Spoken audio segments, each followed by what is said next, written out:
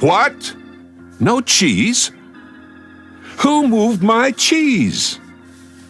asalaamu calaykum qayaarta qiimaha badan ee ku xiran kanaalka Samooda soo dhawaada waa mar kale muuqaal cusub. Muuqaalka maanta waxaynu ku falanqeyn doonaa buugga lagu magacaabo Who Moved My Cheese ee qaatay burcadkaygii. Buuggan wuxuu si guud uga hadlayaa isbedelada yaryar ee ku socda maalin waliba nolosheena. Buuggan wuxuu u qoran yahay qaab sheeko-faneed ama qaab sheeko khiyaali ah. Buuggan waxaa la qoray 1998 waxaana qoray Spencer Johnson. Buuggan waxaa lagu turjumay in ka badan 37 luqadood. Waxaa kaloo buuggan laga iibsaday 30 milyan oo nus. sheekada buuggan waxaa jilaayaalka ah laba duuli ama laba jiir, labadoodana waxaa lagu kala magacaabaa Sniff iyo Scary. iyo waxaa kaloo jilaayaalka ah sheekadani laba qofood oo bini'aadam ah oo dherer ahaan la eg dooliga. labada bini'aadamka waxaa lagu kala magacaabaa Ham iyo Haw. balse inteena si toos ah u bilaabin sheekada buuggan, fadlan like saar muuqaalka lana wadaag saaxiibadaada wixii fikirkaaga ayna nugula wadaag qaybta kommentiga. sheekada buuggan waxay ku bilaabanaysaa Ham iyo Haw waa laba qofood oo bini'aadam ah, halka Sniff iyo Scary ay yihiin laba duuli ama laba jiir. afartooduna waxay ku wada nool yihiin goob mees ah. meesku waa goob xadiiqa ah oo leh luuqluuqyo badan, ayna aad u badan tahay suurtagalnimada lagu dhex dhumi karo. labada dooli iyo labada bini'aadam waxay ka wada sinaayeen hal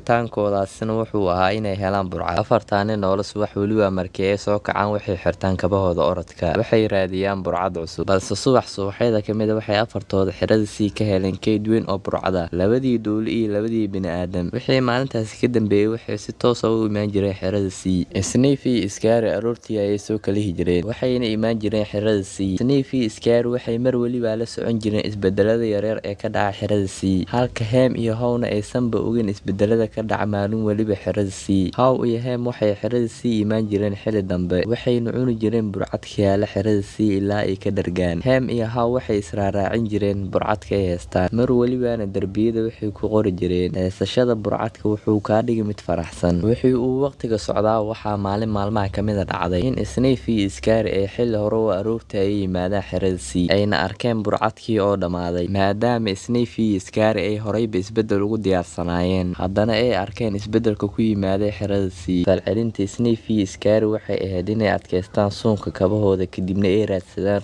burcad cusub, halka Ham iyo Hawna ay xilli dambe yimaadeen xirada sii. balse markii ay yimaadeen xirada sii waxay arkeen inuu dhammaaday burcadkii yiilay xirada sii. Ham iyo Haw falcelintooda isku mid ma aysan ahayn. falcelinta Ham waxba ma uusan oran, isbedelna ma uusan samayn. dhanka kalena Haw falcelintiisu waxay ahayd calaacali qaylo. Haw wuxuu cod sare ugu qaylinayay yaa qaatay burcadkaygii. intaasi kadibna Ham ayaa wuxuu ku dhahay Haw, bal aynu dhaqaaq samayno, waxaa laga yaabaa in aynu helno burcad kale. laakiin Haw wuxuu ku jawaabay maya, dooni maayo burcad kale, burcadkaygii uun baan doonayaa. intaa kadibna Haw wuxuu maalin waliba imaan jiray xirada sii, asigoona dhahayo yaa qaatay burcadkaygii, tani ma ahan cadaalad, burcadkaygii uun baan doonayaa. Haw wuxuu aaminsanaa in burcadkii la qaatay dibna loo soo celin doono. Haw siduu maalin waliba ugu dul calaacalaya gidaarka xirada sii ayaa maalin Ham wuxuu gidaarka ku qoray, hadba sida rabitaanka burcadka uu muhiimku ugu yahay ayaad u ilaashana oo aad ku noqon mid ku mintida. maalintii xigtayna markii ay Ham iyo Haw yimaadeen xirada sii, Haw ayaa sida caadadu u ahaydba kor ugu qeyliyay yaa qaatay burcadkaygii. intaasi kadibna Ham ayaa nafsadiisu ku qoslay, weliba qosol dheer ayuu qoslay. Hawna wuxuu dhahay maxaad iigu qoslaysaa? Ham ayaa ugu warceliyay maya, laakiin sidee natiijo kala duwan u helnaa weliba anagoo maalin weliba samaynayno hal ficil oo isku mid ah. Haw hadallada Ham kumuusan qancin. dhanka kale Sniff iyo Scary wixii ay socdaanba waxay markii dambe heleen xarun kale oo aad u weyn oo burcada. dhanka kale Ham ayaa go'aansaday inuu meeska ka soo raadiya xarun kale oo burcada. Ham asigoo kabihiisa orodka xiranaya ayaa Haw ku yiri maad baxaysaa hadda, run miyee kaa tahay? Ham ayaa ugu warceliyay haa waan baxayaa. haddana mar kale Haw ayaa yiri miyaadan ka baqin inaad meeska ku dhex lunto, burcad cusubna aad soo weydo? Ham ayaa ugu warceliyay Haw wax weliba way isbedeli oo sidoo siima ahaanayaan, tanina waa qayb yar oo ka mid a isbedelada nolosha. Ham markii uu sii baxaya wuxuu gidaarka ku qoray haddii aadan isbedelin waad dabargo'aysaa. intaasi kadibna Ham wuxuu bilaabay orodkiisii, halka Hawna uu meeshii iska fadhiyay asigoona laabtiisa cabsi buuxiday, wuxuuna ka fikiraya halkii ay ku dambeeyeen Sniff iyo iskaari waxaanu u sawirmay iyagoo badweyn burcada dhex dabaalanayaan. laakiin haddana wax yar kadib wuxuu suuraystay iyagoo ku dhex lumay miiskii, halka Heemna markii uu xoogaa socday uu dareemay dareenkii uu dareemi jiray markii uu haystay burcadka. wax yar kadibna asigoo dareenkiisa cabiraya ayuu dhahay, tolow haddii aadan cabsanayn maxaad samayn lahayd? kadibna intuu xoogaa qoraalkii fiiriyey ayuu orodkiisa sii watay, asigoona sawiranaya inuu helayo badweyn kale oo burcada. Heem mar kale ayuu istaagay wuxuuna gidaarka ku qoray, had iyo jeer burcadka wanaagsani waxaad ku aqoonsan urta, halkaana waxaad ku ogaani kan duugoobay. haddana Heem wuxuu sii watay socdaalkiisii. wax yar kadibna markii uu daalay intuu istaagay ayuu mar kale gidaarka ku qoray, markii aad cabsida iska dayda waxaad dareemaysaa reynreyn. Heem wuxuu gidaarka oraahyadan ugu qorayay ma ahayn keliya inay asiga tilmaam u noqdaan, wuxuu kaloo doonayay in haddii how isbedel ku yimaado go'aankiisa ay tilmaam iyo dhiirigelin u noqdaan. haddana Heem wuxuu dareemay in habfikirkiisa cusub uu ku dhiirigelinayo habdhaqan cusub. intaasti kadibna wuxuu gidaarkii u dhawaa ku qoray, marka aad bedesho waxa aad aaminsan tahay waxaad bedeli waxa aad samayso ama aad qabato. Heem wuxuu in badan sii socdaaba ugu dambeyntii wuxuu yimiday xerada N oo ka buuxay nuucyo badan oo burcad ah uusan hore u aqoonin, wuuna ku wareeray. intaa kadibna wuxuu meel aan fogeyn ka arkay Sniff iyo iskaari, wuxuuna ka dareemay wejiyadooda in aysan maalin qura qadin ayna xerada N muddo joogeen. wax yar kadibna Heem wuxuu maqlay shanqar socod, wuxuuna ku fikiray in qofkaas soo shanqarayo uu yahay How. fikirkiisana ma uusan qaldaneen, shanqartaasna wuxuu ahaa How oo soo raacay oraahadii uu Heem gidaarada kusoo qoray. run ahaantiina sheekada buugana waa sheeko aad u xugmadeysan, inkastoo markii uu qoraya sheekadani uu u qoray ujeedo ganacsi, sidaas ay tahayna buuggan wuxuu quseeyaa nolosha. waa hadda sidii aad u fahanto buugga. oraahadii ugu cajiibsanaa ee uu Heem ku qoray gidaaryada waxaa ka mid ahaa, wax dhib ah ma lahayn inaad burcad cusub raadiso intii aad joogi lahayd xarun bilaa burcada. u dhaqaaqida jiha cusub waxay kuugu hogaaminaysaa inaad hesho burcad cusub. markii aad cabsida wajahdo waxaad helaysaa farxad lamid haddii aad haysan lahayd burcad cusub. sawirashada naftaada oo ku raaxaysanaysa burcad cusub waxay kuugu hogaaminaysaa halka dhabta uu yaalo burcadka. sida degdega ahi oo aad u ilaado burcadkii hore waa sida degdega ahi oo aad u hesho burcad cusub. tolow haddii aadan cabsanayn maxaad samayn lahayd? si guud buuggani wuxuu uga hadlayaa isbedelka iyo sida isbedelku u socdo maalin weliba, balse aynu annaga dareemayn. haddii aad u fiirsato isbedelada yaryar ee maalin weliba kuugu dhacaya waxay ka dhigan tahay inaad diyaar u tahay isbedelada waaweyn.